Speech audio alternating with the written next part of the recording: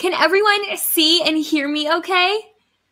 Hi, friends. Can everybody see and hear me okay? As we start getting people inside, let me know that you can see me, that you can hear me. I'm not going to say anything important for a couple of minutes while people start to flood in. But oh my gosh, guys, I am so excited about this class. And as you come in, go ahead and introduce yourself. Tell us where you're from. And I also like to do something fun. So tell us where you're from and your favorite food. We'll mix it up a little bit instead of just doing where you're from. Oh, guys, I'm so excited about this class. I still can't believe it came so fast. It doesn't even, it feels like a Monday, but it doesn't feel like a Monday because it feels like a really exciting day. I feel like Mondays are not normally this exciting. Sam, I'm excited too. Hey, Kaylee. Hey, Katrina. Hey, Tonya. Oh, Boston and French fries. Love French fries. I actually lived in Cape Cod growing up and used to go to Boston all the time. Oh, we've got lots of French fries. Okay. Oh my gosh, someone used to play soccer with Caroline Logan. Love Caroline. She's one of my favorite people. Pasta, also a favorite. Ice cream. Oh my gosh, Mandy. Okay, what's your favorite ice cream? Let's get specific in here. I'm jealous of whoever just said they're from South Carolina. I want to live there one day. That's my dream. Hi, Jess. Nice to see you from Fredericksburg. You're right down the street from me. Oh, so fun fact, I just found out right before I went live that The Bachelor is filming 2 minutes from my house right now. So The Bachelor, Colton, his new season is literally, he's on a carriage ride throughout my neighborhood as I'm live right now. So any fellow Bachelor fans can fangirl with me for a hot second because he's literally 2 minutes from my house. Okay, breadsticks, same. I can't eat gluten, but we're just going to pretend that's non-existent because I eat it anyways. Tomato mozzarella salad, yum. And we have so many Fredericksburg. This is so fun. Love it, love it, love it. Tacos, yes, amazing. Nashville, my parents grew up in Tennessee. Love Nashville. Jesse, my mom lives in Williamsburg. Love Williamsburg. Oh, you guys are so fun. This is going to be such a good day. Okay, guys, so now that I know kind of where you're from, favorite foods, fun stuff, tell me how many years you've been in business. I would love to hear how many years you've been in business, kind of where you're at in your business right now. Oh, Jess, the first workshop you attended. You're the best. 2 years in business. Oh, Chick-fil-A. Meg said Chick-fil-A is her favorite. Just had Chick-fil-A for lunch. Amazing. 1 year, 3 years, 1 full year. 2 years, I love it. 4, 8 years, that's amazing, Lisa. I love the diversity that we have in this class today. This is going to be amazing. Yay! Okay, guys, so love the diversity in this class. I am about to go ahead and dive in. I want you guys to be able to get as much out of this class as possible. I want to give you as much content as I possibly can. So what's going to happen is I'm going to share my screen and walk you guys through the content that I've prepared for you today. And then at the end, I'm going to come back to do a Q&A so you can see my face and I can answer some questions throughout the webinar. I'm not going to be answering questions during the webinar. I'm actually going to disable chat while I'm teaching because I want you guys to be able to really tune in, take some notes, not feel like you have to be chatting constantly in the chat. I'll leave it on for just a little bit, but I'm going to turn it off once the content really gets going. So if you have a question that you think of while I'm teaching, write it down and circle it. And when I turn the chat back on later at the end of the webinar, you'll be able to ask all of those questions. We're going to do about 20 minutes of Q&A. So hopefully I'll get tons and tons of questions answered for you. But I'm going to go ahead and share my screen, and then you guys are going to let me know if you can still hear and see me okay. It's going to get crazy for just a second.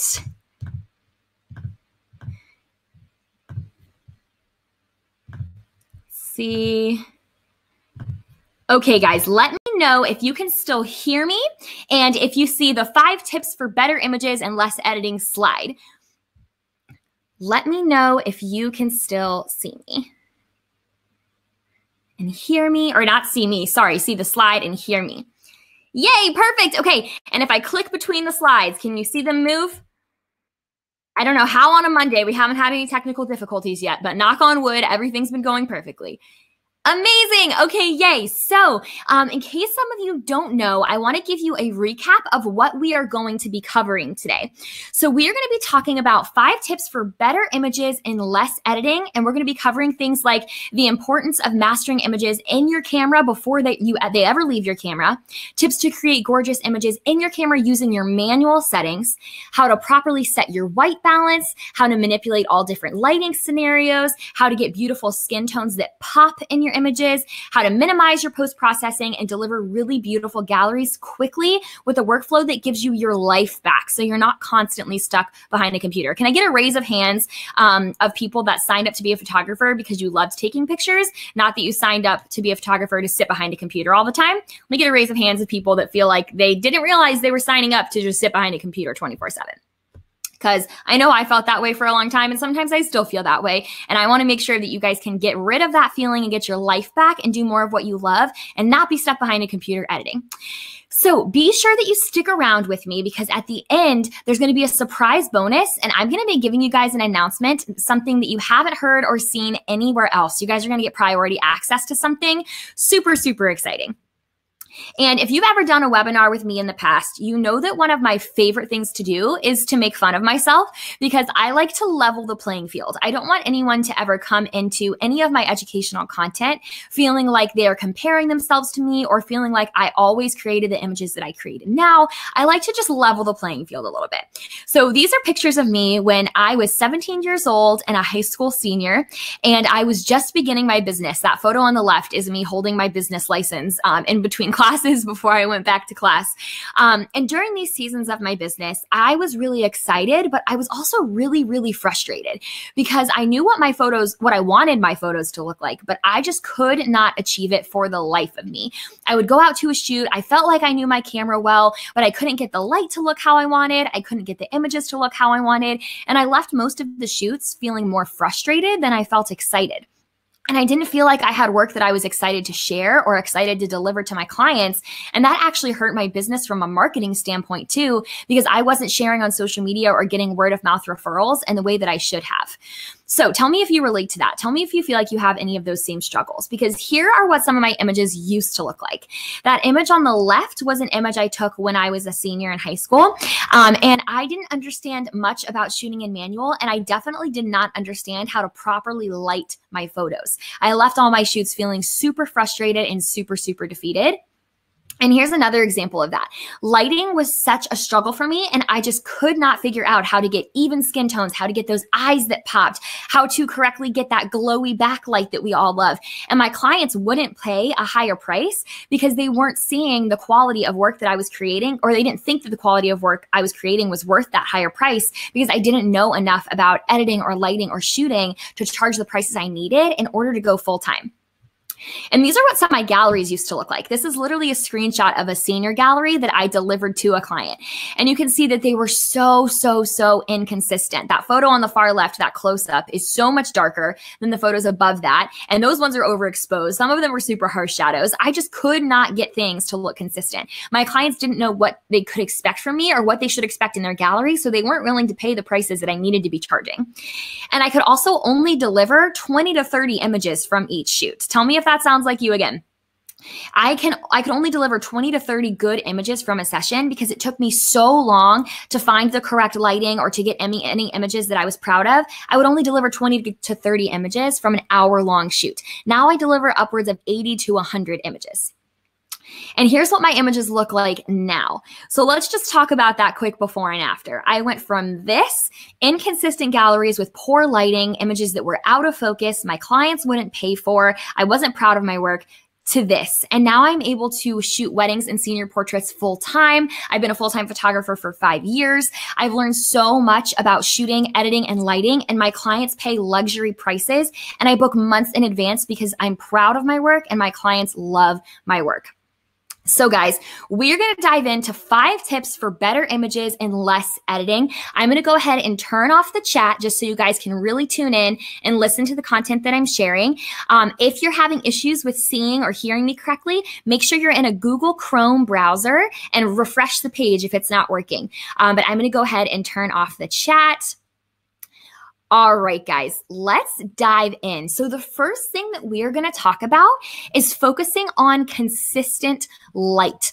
And this is something that I think is so important. I feel like I could teach 6-hour-long classes on this because I'm just so passionate about lighting. But here's what a lot of photographers think the equation of good images look like. They think that correct camera settings and good editing automatically means that you'll have perfect images. But the reality of that is that there is a major piece of the equation missing there. If you're only focusing on your camera settings and your editing techniques, you'll never have consistent editing or consistent images that you love, because the number one thing that you should be focusing on is the way that you light your images. Beautiful light and correct camera settings and good editing will create perfect images. But the light is the most important piece of the puzzle that you're missing. Because here's what my photos used to look like. I know I've shown you a couple already, but here's a few more examples. Even if my camera settings were correct, and even if my editing was consistent for these photos, the fact that the light was poor and they were in a bad lighting situation made these photos unsalvageable. There was nothing I could do to save those images or make those images look consistent with my other work that was lit correctly in the first place. So your number one priority should be understanding natural light and how to find it at your session, how to manipulate it to create beautiful, consistent images, and how to do it in a way that creates a consistent style for your business.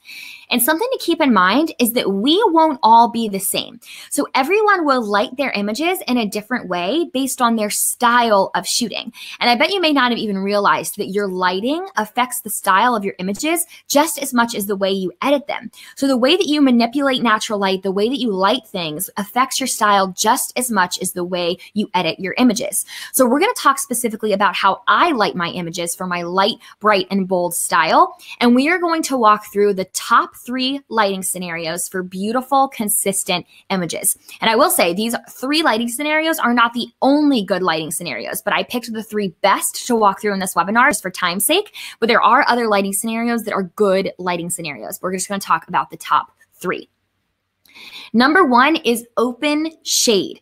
So this first type of light that we're going to talk about is open shade. And open shade is when both you and your client are standing in the shade, but you can both look up and see the sky. So that means that you and your client that you're photographing are both standing in a shaded area, but you can both look up and see the sky above you. So you're not directly covered by a gazebo or a building or an overhang. You can look up and see the sky. So here's an example of what I mean by that. I know my face is super cute in this. Don't be jealous. But this is an example of open shade. Both my client Grace and I are standing in a fully shaded area, and the sun is coming from behind the building in that left-hand corner. So no light is getting to us because it's behind that building, but we also aren't standing under the shade from that building. So we can both look up and see the sky. There's no light hitting the ground anywhere around us, and it's open shade. And that allows for the light to be really beautifully diffused. It allows for it to be even with no harsh shadows, and it's the easiest lighting scenario to shoot in my opinion. And it creates images that look like this. So you can see in all 3 of these images, my client and I are both standing in the shade. You can't really tell what direction the light comes from because it's diffused evenly throughout the entire image. And again, we're both standing in the shade. But the second type of lighting we're going to talk about is spotty shade. So this is similar to open shade, but this would mean that the light is coming from behind your client and it's being diffused by something like a tree or like a building. So it creates spots of shade on the ground. I'm sure you know what I'm talking about. And this is kind of what that looks like when you're shooting. You can see that Grace is standing a couple feet away from me, but you can see all of the different spots of light on the ground. So the sun is coming from behind her in that back right corner. And it's creating really beautiful backlight. You can kind of see her hair glowing from behind, but it's also creating spots of shade on the ground. So it's not consistent shade or open shade like we just talked about. It's considered spotty shade. But the priority when you're shooting in spotty shade is you have to make sure that both you and your client are standing in the shade. Because if you're standing in the sun and she's standing in the shade, the images aren't going to look how you want them to look. You have to ensure that both you and the person you're photographing are standing in a shaded spot. And then your images will look a little something like this. You can see that the sun is hitting the gravel right here. There's lots of spotty shade, but my clients are fully shaded. There's no hot spots on their faces, and I'm also standing in the shade. So I'm getting that really beautiful look with the really gorgeous even light, but there's no hot spots anywhere on the client. The number one priority here is you don't want, like for example, your bride to have one spot of shade on her cheek. You have to make sure that both of your clients' full bodies ideally are completely shaded in one of those shaded spots. The last form of light we're going to talk about is backlight. This is my personal favorite because this is when the light is coming from behind your client and it's lighting the image from the back. And they're getting that really beautiful glow in their hair, that really gorgeous glowy look all around. And it looks a little bit like this. So this one, it's a little bit hard to tell, but the sun is coming from behind her. The sun is behind those trees that were right here in the back in this top left corner. The sun is behind there. So it's coming from behind her. And you can tell a little bit more in this image because you can see that if I back up too far, I'm standing in that light because the light's coming from behind her where this little sun emoji is. It's lighting up the back of her and then this is a shaded area. But then if I back up too far, I'm standing here in the sun. So the priority with backlighting is you want to ensure that you are also standing in the shade as the photographer. Because what happens a lot with photographers with backlighting is if they get too far away from their client or the photographer is also standing in the sun, and that results in those really fuzzy sun flare images that look like this. And that is not what we want. And this happens when the sun hits your lens or hits your frame because the sun is too close to you. You are standing in the sun as the photographer. You have to ensure that both you and your client are standing out of the sun because as soon as the sun rays hit your lens, that's when you're going to get this fuzzy sun flare look that we don't want. So instead, you need to ensure that you and your client are both standing in the shade. So you can see in this image, I backed up too far. I was standing in the sun and that wasn't going to work. So I got really close up and that way I'm not standing in the sunlight, but it's still hitting her from behind. Another way to avoid that is to shoot from a slight angle. So instead of the sun going directly into your lens, you take a big step to the right and now the sun is still backlighting her, but it can't get to your lens because you've moved out of the way. And this is what those backlit images look like. So you can see they're all lit up from behind. They have that beautiful glow in their hair. This is that glowy image that I'm known for that a lot of people ask me about, but it's never hitting my lens to create that ugly sun flare look that we don't want to work with. So number 2, the second tip for better images and less editing is to look for natural reflectors because they are your best friend.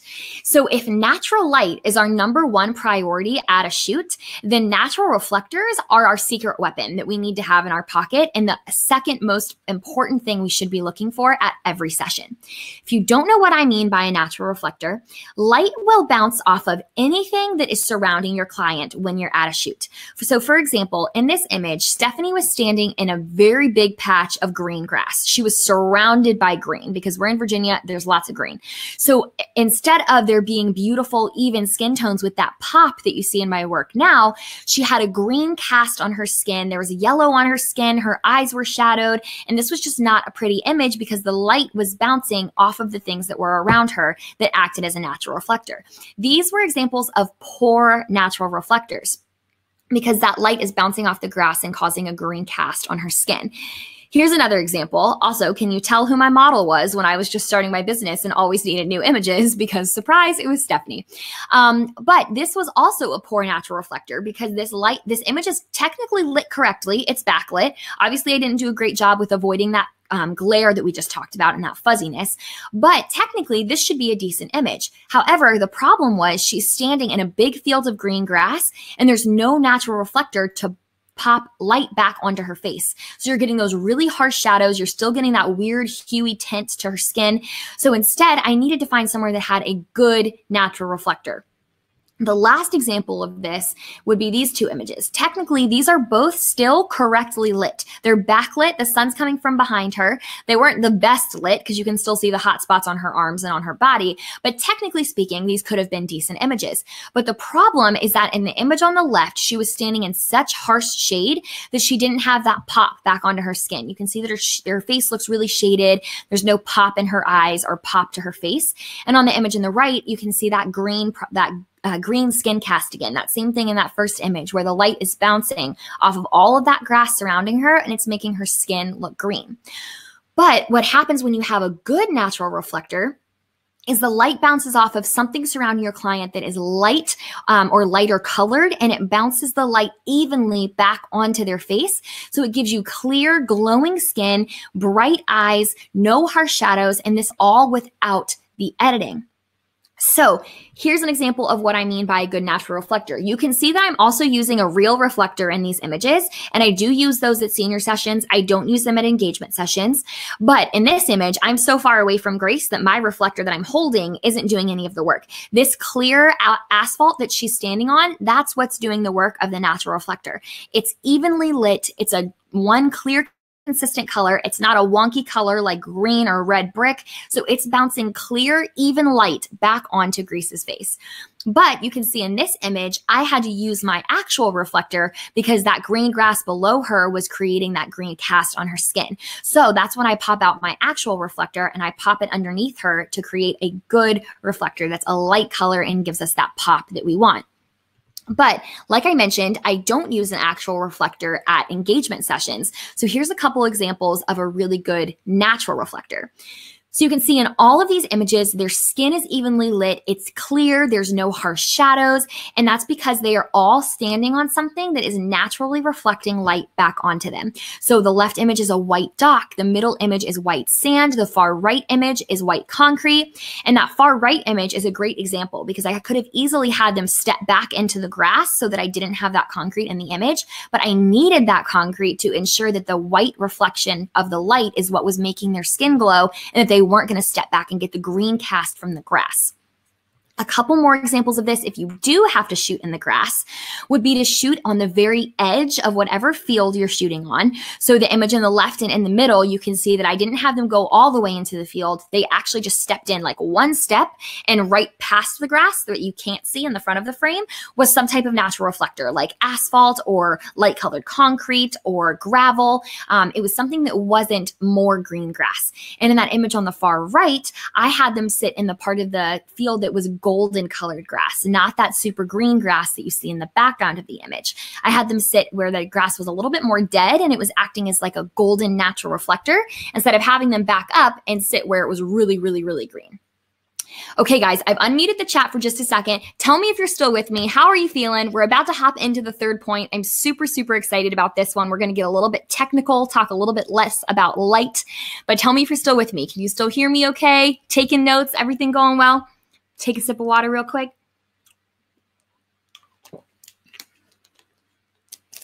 Yay, so glad this is so helpful. You guys are rock stars. Okay, so I am gonna go ahead and unmute the chat. Just wanted to be sure that you guys are good to go. And I'm going to move into point number 3. And again, if you still have questions, make sure you write them down, circle them, and you can ask them later. When you ask them, make sure to mark them as a question. But I'm going to mute chat for now. The third point that we're going to hop into, the third way to get better images with less editing, is not to shoot wide open, even if you can. And again, we're going to get a little bit technical, but I'm only going to cover the surface level because I don't want to overwhelm you and we have to do it for time's sake. But when you are shooting in the manual settings on your camera, you're in control of every single one of your camera settings and functions. So you're teaching your camera exactly what it should be doing and setting everything on your own. And you are changing 3 different settings about your camera when you're doing that. You're changing your ISO, your shutter speed, and your aperture. And those 3 settings make up what is called the exposure triangle. And the exposure triangle is essentially the balance of those 3 settings to create a properly exposed photo. So a photo that's not too bright, not too dark, it's properly exposed. We aren't going to talk about all 3 pieces today. We are just going to talk about aperture. And aperture is the trickiest one to understand. It can get complicated to explain, and it can really overwhelm a lot of photographers trying to figure out how to properly set it so that your images are sharp and in focus, but still have the blurry background. So we're going to talk about it. So aperture affects 2 things about your shooting. It affects your exposure and it affects your depth of field. So the first thing we'll talk about is exposure. When I say that your aperture affects your exposure, I just mean that it affects the brightness of your image. So this part is easy to understand. The lower the aperture number, so like 1.8 or 2.2, that will make the image brighter. The higher the number, like 4.0 or 5.8, will darken your image. We aren't going to talk a lot about this part because it's the simple part that's easy to understand. But here's a little bit of a visual to help you understand. The lower the number, the wider the opening of your shutter. So it's going to let in more light, which means your image is going to be brighter. The higher the number, the smaller the opening of your shutter, which means it's going to let in less light and make the image darker. So a little bit simpler to understand. You can literally see a visual here of what your camera shutter is doing when you change your aperture. But what I really want to talk about is how aperture affects your depth of field. And what I mean by depth of field is how much of your image is in focus. This is the major thing that your aperture affects. So when you lower the number to have a brighter image, like we were talking about, so a number like 1.2 or 1.8, you're going to have less of the image in focus. And if you have a higher number, like 4.2 or 5.8, you're going to have more of the image in focus. So here's a little example of that. I actually stole this from Google. But at f2, so a lower number, that image on the left, you can see just the little stuffed monkey is in focus. But on the right at f22, the whole entire fence is in focus. So the lower the number, the less is in focus. You can just pick one small point to focus on and you get a blurry background. The photo on the right with that higher number, the entire image is going to be in focus, not just one little point.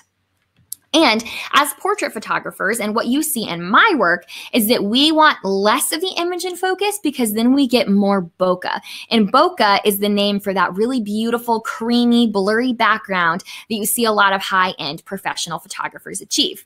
So this may be the blurry background that you're wanting to achieve in your work, but you may not be able to get it, or maybe you're frustrated because you're getting the blurry background, but your clients aren't in focus. Or you're getting the blurry background, but you don't have enough images that are consistently in focus to deliver in general. Or maybe you, in order to have your client in focus, you have to make your aperture so high that you aren't getting the blurry background that you want. So I'm going to explain to you where you're going wrong, because I used to do this incorrectly, and I'm excited to teach you how to fix the problem. So remember that the lower the number of your aperture, the less of your image is going to be in focus. But what we're taught is that the more expensive the lenses get, the more high-end the equipment gets, the lower the aperture can go. So for example, that 50mm lens, 1.2 right there, that's a $1,400 lens. A lot of us in the beginning of our business work so hard and we hustle and we dream of having equipment like that because the aperture goes all the way down to 1.2, which is known for making that a higher end lens. So we think in our minds, okay, lower aperture means it's got to be the best, right? So if my lens goes all the way down to 1.2, I have to take advantage of the fact that I spent $1,600 on that. So I'm going to shoot at 1.2 all the time because that's going to give me the creamiest, dreamiest background. That's what we assume. But so we think, okay, the lower the number, the better, right? But that's not always true. I had to learn the hard way that if your aperture is too low, you might actually be risking the sharpness and the focus of your image because you're assuming that a low aperture and as low as it can go is the best possible case scenario. But the reality is you might be causing your images to not be in focus by getting too low or setting your camera at too low of an aperture. So here's a really good example of that. I shot this ring shot just 2 weeks ago, and the image on the left, they're actually the same image, but I shot this ring shot at 2.8, which is the lowest aperture my macro lens can go. So I was like, perfect. I want that succulent in the background to be super blurry. I'm going to shoot this ring shot as low as this lens can shoot it. And that in the wide image, it looks like it's in focus, but if you zoom in, you can actually see the camera or the lens wasn't able to focus on both that first diamond and the first band. It just focused on the first band because at that low of an aperture, it's such a small area that's in focus that it could only focus on one portion of the ring and not the whole thing. So that image is actually not correctly in focus. So then I bumped my aperture up to 3.5 because I needed to get more of the ring in focus. And you can see in this image that the whole ring is in focus, not just that first little, or not just that little second band or the first part of it. The whole ring is in focus because I bumped my aperture up higher. And the same exact thing applies to portraits. There has to be a balance. There has to be a balance between the sharpness of your image and the bokeh in the background. We want that dreamy, creamy background, but the way to achieve that is not to shoot at the lowest possible aperture. My happy medium is to shoot between f2.2 and f2.5 because this is low enough to get a really blurry, beautiful background, but high enough to get everything in focus that I need to be in focus. So for just one quick example, this image of my beautiful couple, she started to laugh in this photo. And if I had been shooting at 1.2, her moving to laugh would have meant that she was out of focus because my camera was only focused on one tiny portion of the frame. But because I was shooting shooting at 2.5, when she started laughing and she moved, the whole image was still in focus because my camera was focusing on a larger area. So make sure that you have balance. Don't shoot wide open or at the lowest possible aperture just because you want that blurry background, because you might be sacrificing more than you realize. The fourth thing we're going to talk about to get better images is to shoot with Kelvin and be in charge of your white balance. So for those who don't know what Kelvin is the manual setting for your white balance on your camera.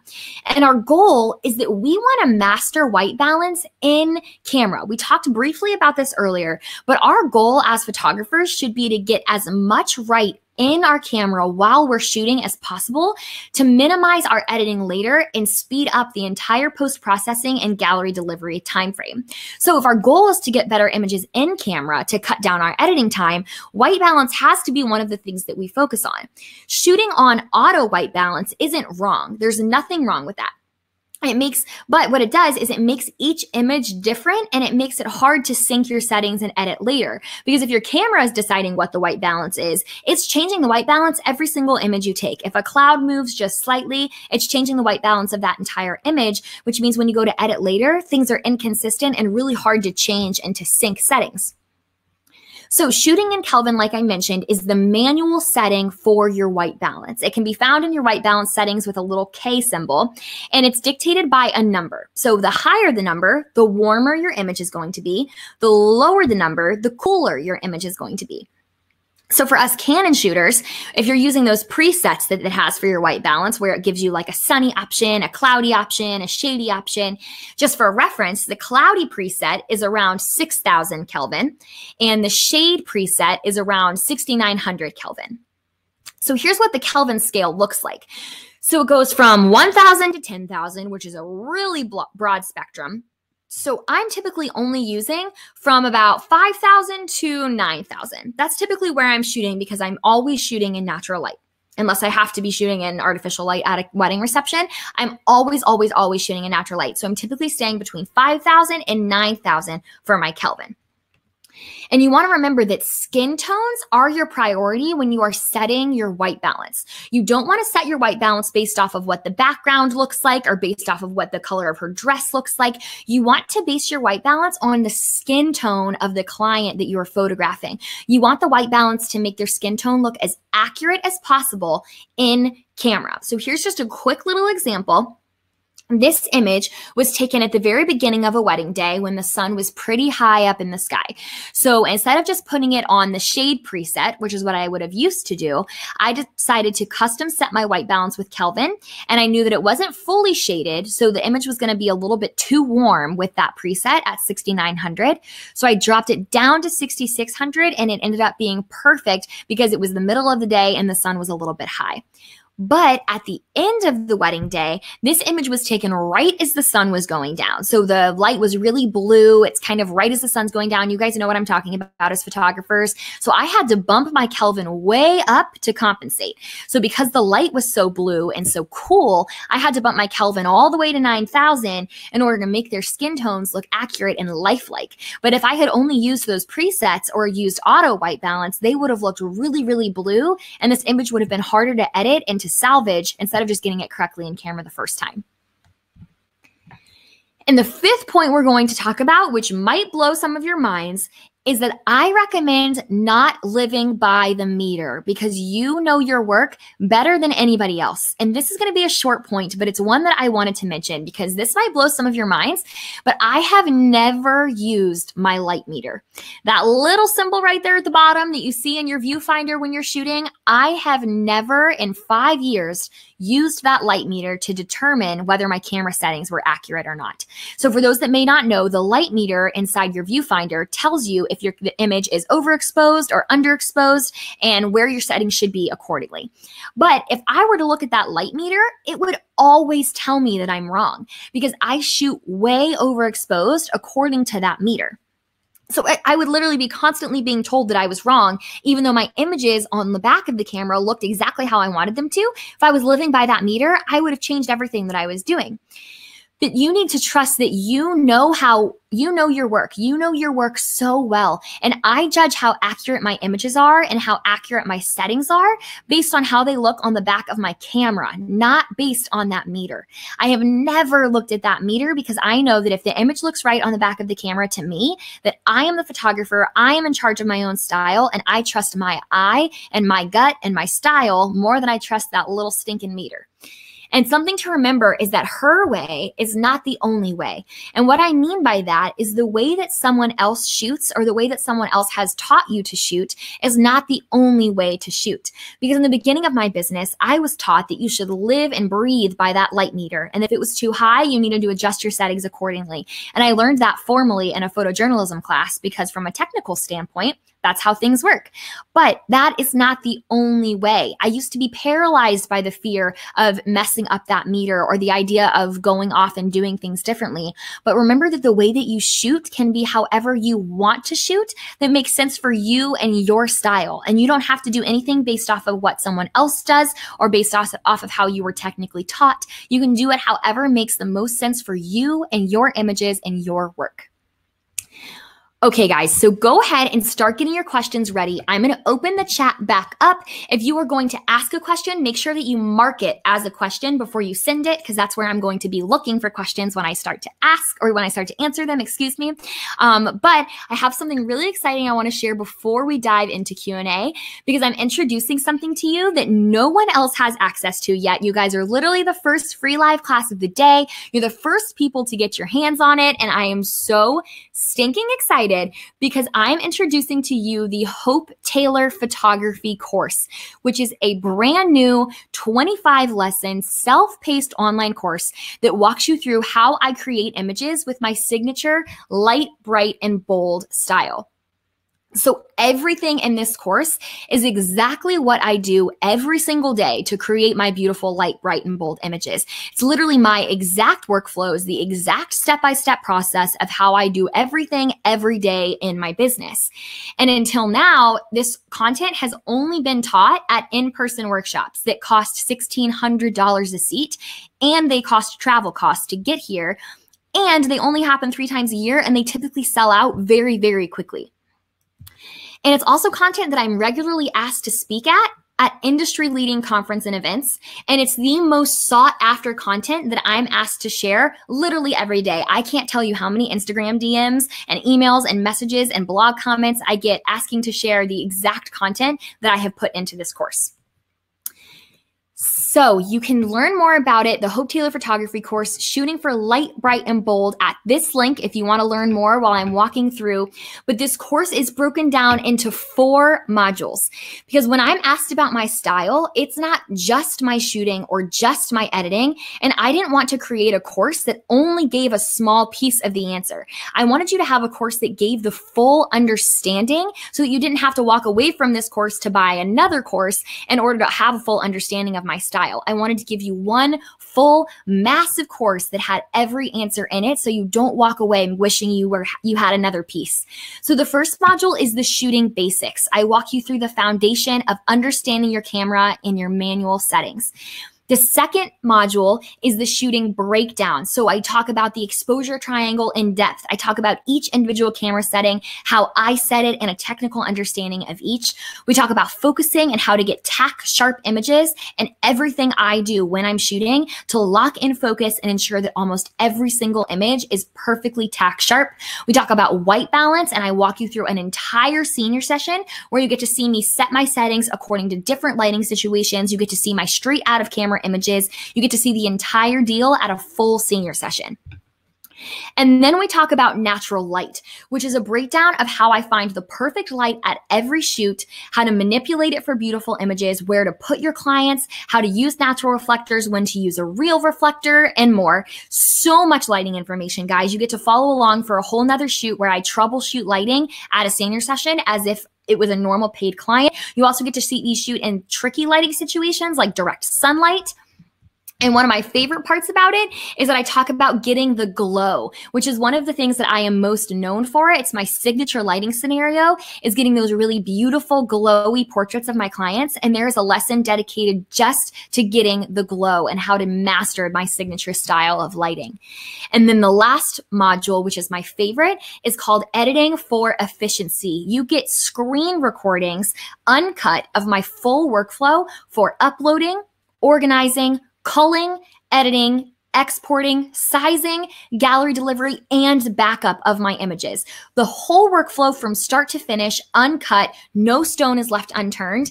And the golden nugget of the whole course, the most popular thing I'm asked for that I have never shared in 5 years, is my preset. It's the exact preset that I created and have been using in the last 5 years of my business for all of my images, but I have never, ever, ever shared it. And you can get it within this course.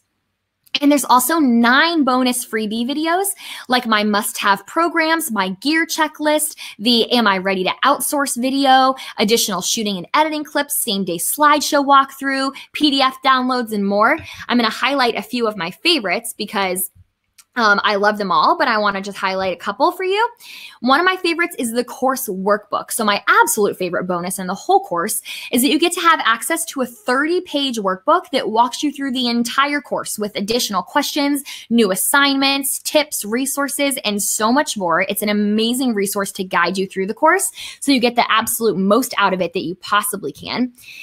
Another favorite bonus video of mine is my client workflow. So you learned my shooting, my lighting, and my editing, but I also am giving you my entire client booking workflow. So you get to see how I accept payments, how I accept contracts, how I get questionnaires from my clients, how I keep things organized. You get to see the whole thing.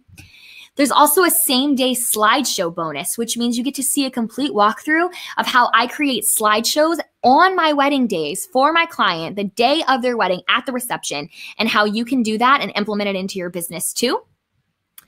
And there's an outsourcing bonus video that breaks down what outsourcing looks like in my business now, how I made it happen, and the questions that you should be asking yourself to determine whether or not you are ready to outsource your images. The course includes lifetime access to the 25 self-paced lessons to be completed whenever you'd like. It contains hours and hours of educational content, access to the online course community to ask questions, meet other students, and share success along the way.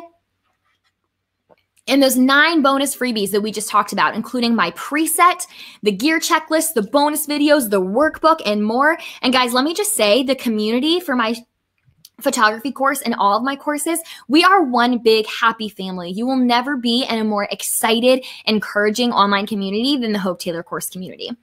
Again, you can learn more at this link. And this content is valued at over $1,200, but I'm selling this course for only $349. But it gets even better. Because you joined me for this webinar today, you can get it right now for only $297. Guys, $297. It's valued at $1,200. But this offer is only available for the next 20 minutes while we do Q&A. So if you want to get that most affordable price, the lowest price it will ever be, you have the next 20 minutes while we chat to purchase the course. And guys, this price of $297 makes this the most affordable shooting and editing course on the market right now by half. It's half the price of the other shooting and editing courses on the market right now. And here is a breakdown of the pricing again. It's typically only shared at in-person workshops that are $1,600 a seat plus travel, and the course is valued at over $1,200.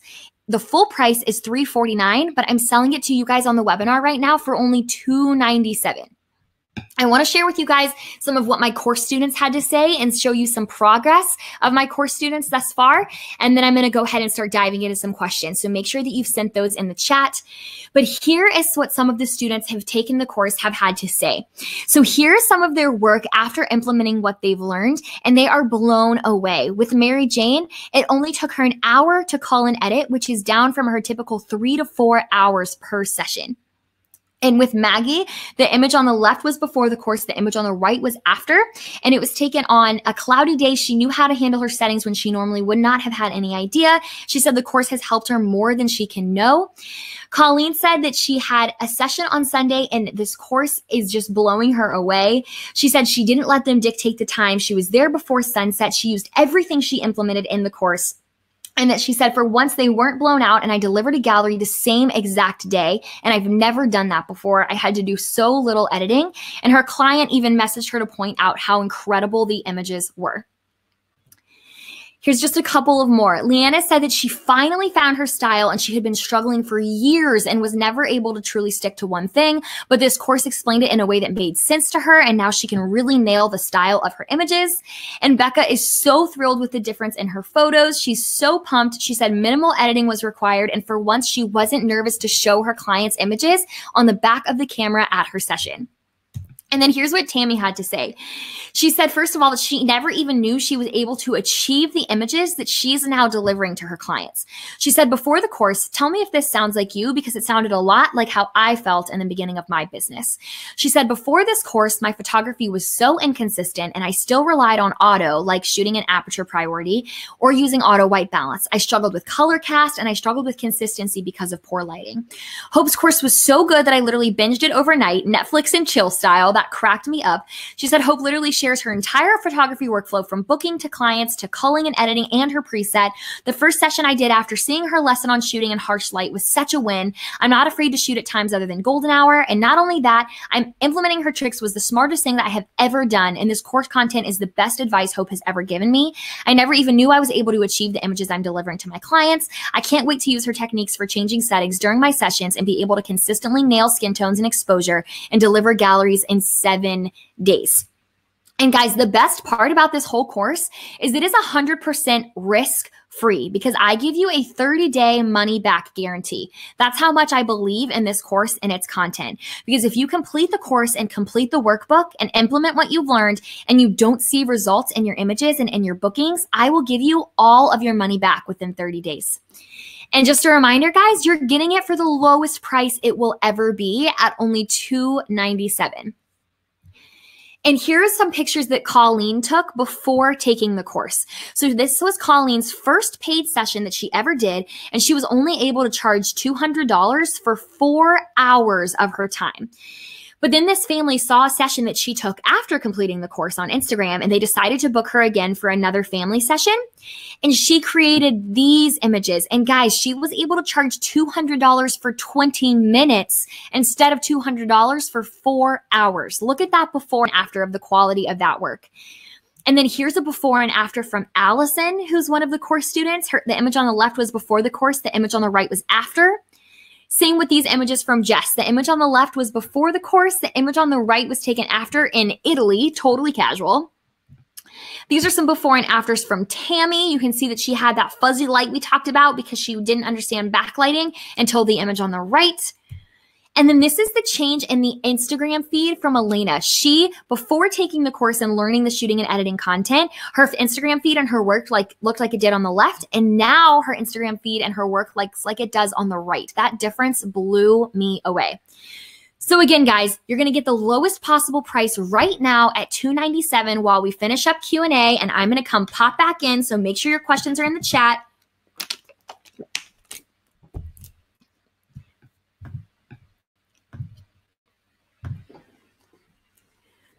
Hi again, friends. Can everybody see me okay? I'm back. I'm going to go over here to the other computer to find some questions, and I'm going to start diving into Q&A. If you haven't sent your questions yet, go ahead and start. Sean asked, how do you test Calvin during the shot to know that you have it right? So now that I've been shooting Calvin for so long, I have a much better idea of what my Calvin should be before I ever start shooting. Typically, my starting point is between 6,000 and 6,500. I'll take a quick shot, look at the back of my camera, and adjust from there. After doing a few shoots with Calvin, you'll have a very good understanding based on what the lighting situation is, how you should set your Calvin accordingly. Megan said, in big open fields, how do you not get green cast on their face? So in a big open field, what I do is I bring them to the very edge of the field instead of taking them out into the middle of the field. And that way they're not surrounded by green grass, and instead they're surrounded by whatever is before the field. So maybe that's concrete, maybe it's a road, maybe it's just shorter grass, which will still act as a better reflector than that really tall green grass. Or if worst comes to worst, I will pat down an area of the grass or find an area of dead grass that pops better light back onto their face than that green cast. But the most important thing I do, or the thing I do most often, is just bring them to the edge of that field instead of keeping them out in the center of the field. All right. Brianna said, if you were going to choose your one go-to lens for portraits, what would it be and why? So I go really in depth in this in the course. I walk through every single one of my lenses, what I use each of them for, what my go-to settings are for each of them, and all of that stuff. But my go-to would be my 50mm 1.2 for all of my portrait sessions. Let's see. Kristen asked, why don't you use a reflector for engagement sessions? So typically my clients for engagement sessions are looking at each other and not at the camera, whereas senior portraits, my clients are looking at the camera and I want to make their eyes really pop and really be bright and beautiful. Whereas for engagement sessions, that doesn't matter quite as much because they're typically touching noses or nuzzled up together. So it won't matter quite as much for an engagement session as it does for a senior session, which is why I only use the reflectors for seniors. I'm popping up. Melanie asked, what's the easiest way to learn how to use a reflector? Any recommendations? Within the course, there's actually a lesson solely on how to use a reflector correctly at your shoots. So I talk about how to hold it, when to use it, where to use it, what lighting situations to use it. There's a whole lesson dedicated just to that. You get to watch me use one at an actual senior session. So that's in there if you're interested. Haley said, since you shoot overexposed, how do you prevent your images from being washed out? So I only shoot slightly overexposed, typically by 1.5 points overexposed, but my editing process and the preset that I have are what brings everything back down in order to give me those bright and gorgeous photos, but with those still bold colors. So that's why the light, bright, and bold style is how I describe my work, because they're light and bright, but they have really bold colors and don't lose their highlight. So the editing process that's within the course is the key to making sure that your images aren't overexposed. All right, guys, looking at other questions. How do you fix Kelvin throughout your wedding day so fast? So wedding days are a little unique because I am doing custom Kelvin for every time I'm doing portraits or getting ready images.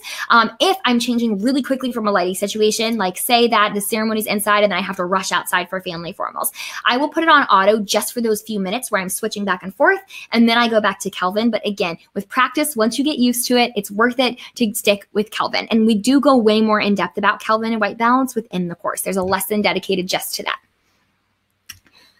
All right. Jess said, how do you keep consistency with different weather like rain and sun? I could talk about that for hours. Again, that is all within the course. I break down multiple lighting situations, what the best lighting scenarios are more in depth. You get to see me shoot in multiple lighting situations. But again, the shooting and editing process is what allows me to have the consistency in my images despite the weather or the lighting scenario. Sean asked, do you edit in Lightroom only? Do you use Photoshop a lot too? I edit in Lightroom primarily. I do a few edits in Photoshop. You get to see both within the course. Lightroom is where I do almost all of my edits. If I need to do any blemishes or blemish removal or additional touch-ups, I will use Photoshop. I use the very basic tools in Photoshop, but I walk you through both programs within the course. I'm scrolling up. What is your go-to ISO and shutter speed? So those things are very dependent on the lighting scenario that I'm in. Again, really in depth in the course, I talk about my starting point for both, how I determine what to change and when, what my go-to settings are for all different situations. So I can't really give a short answer to that because it changes depending on a lot of different things, but it is all within the course. Nathan said, do you recommend using lens hoods? Personally, I don't use lens hoods. I just stand in lighting situations that don't require me to use a lens hood, or I will use my reflector to cover me and put me in the shade in a situation where I absolutely have to. Sam said, is this course more for beginners? I love all of your education, but I'm 4 years into business and not sure if it will be repeat info. So no, it is not just for beginners. There is some basic information related to the exposure triangle and your camera settings and how things work, but all of the shooting and editing information is very in-depth. It's specific to my style. So if you are hoping to get images that have my signature light, bright, and bold style, the editing information, the lighting, and the shooting information will be relevant to teach you how I achieve the way my images look specifically. And that content is more advanced and relevant to anybody at any year in business. Amanda asked if I'm also doing your workshop, is it worth it to purchase this course? The course does go more in depth than we will go at a workshop. There's like more resources, there's the workbook, there's additional things involved. So I will leave that up to you, Amanda. You can email me if you want to chat more about that. Just said, how do you shoot bright and airy indoors?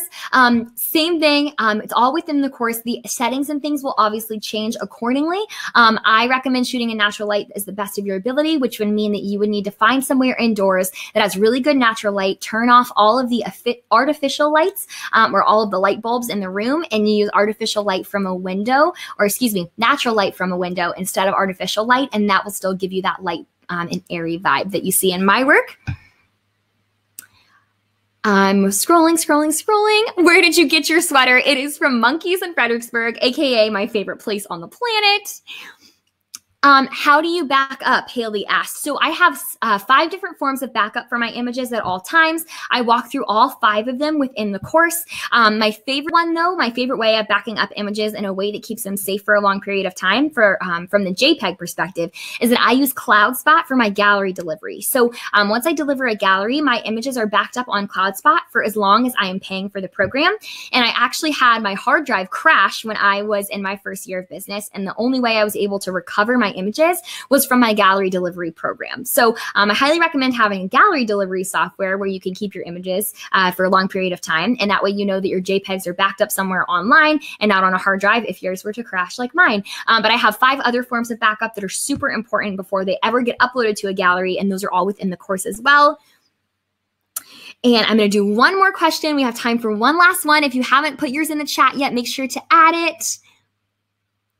I am scrolling. Oh, yay, Jen, welcome to the course. I'm so excited to have you. Carolyn asked if I have a second shooter. I do. At all of my wedding days, I keep a second shooter with me. I have 4 interns that I hire at the beginning of each year, and I bring them on and they alternate shooting weddings with me. I don't have assistants or second shooters with me at my sessions. I just have them at weddings. I'll answer these 2 quick ones. Jen said, do you cover OCF? I don't cover off-camera flash in the course, but I do cover all natural lighting situations. Holly asked if I shoot in RAW. I do. We dive way more in depth than that in the course as well. Jacqueline, and welcome to the course. I'm so excited to have you. And guys, I thank you so much for joining me today. I absolutely loved spending time with you. I really appreciate you taking time to invest in yourself and in your business and invest in me by spending time with me on this webinar this afternoon. And I hope you guys have an amazing rest of the week. Know that I am always cheering for you and I am here if you ever need me. Mwah!